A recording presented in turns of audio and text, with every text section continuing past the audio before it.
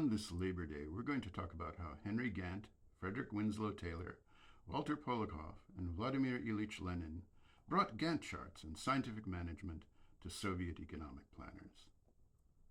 First, a word from John Kenneth Galbraith.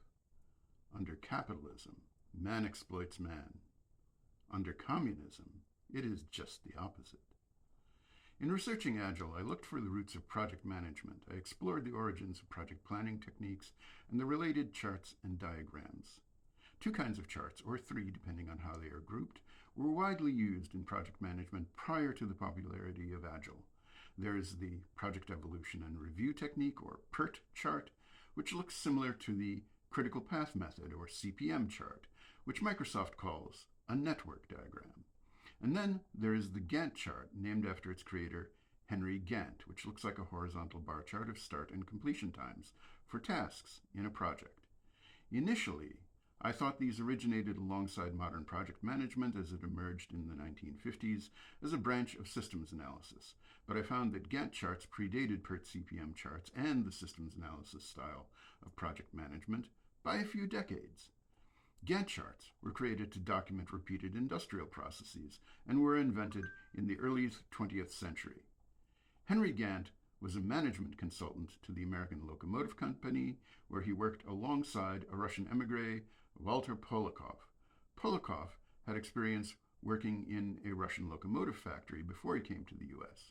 Polakov joined Gantt's consulting firm. He also joined the Taylor Society, the home of scientific management, also known as Taylorism.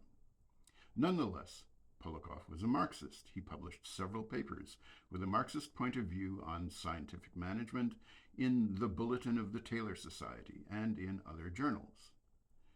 In 1914, Vladimir Ilyich Lenin published an article titled "The Taylor System, Man's Enslavement by the Machine," citing Taylorism as an example of capitalist oppression of workers. That is unsurprising. The use of time and motion analysis and other aspects of Taylorism is oppressive, while not being exactly scientific. Taylorism is an example of how management fads get dressed up as scientific. Despite Polakov's Marxist views, he continued working as a management consultant, and he continued working with Henry Gantt. Both were consultants to the Emergency Fleet Corporation, an entity formed to provide shipping for defense during World War I. It was at that time, around 1917, while working with Polakov, that Henry Gantt formalized the Gantt chart. 1917 was also the year of the Russian Revolution. By 1922, the Soviet Union had been established, led by Lenin. Polakov returned to Moscow in 1929 to work for the communist government. He was one of the first authors of the first Soviet five-year plan. He introduced both the Gantt chart and scientific management to Soviet planners.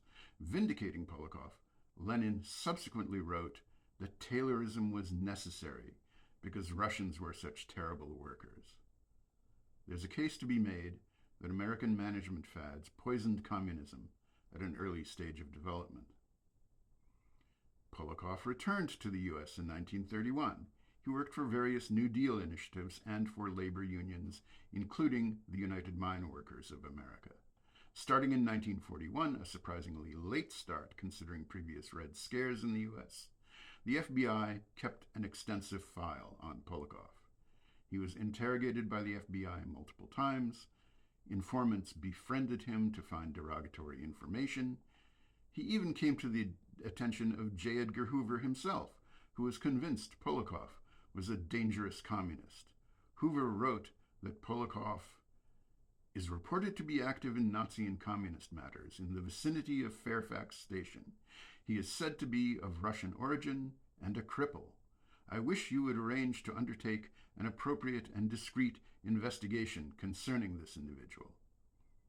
FBI surveillance and interrogation of Polakov continued until his death in 1948, but was apparently unrevealing. The planners in planned economies and the management consultants in capitalist economies share the DNA of Taylorism.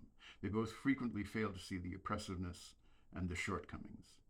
Be skeptical of management systems and recipes. Organization is necessary, but it is only ever a framework for humans who need to be intelligently and creatively engaged in their work. And that is how Soviet planners came to use Gantt charts and were strongly influenced by scientific management, because Walter Polakov met Henry Gantt and was introduced to Taylorism at a locomotive factory in Schenectady, New York, in the early 20th century.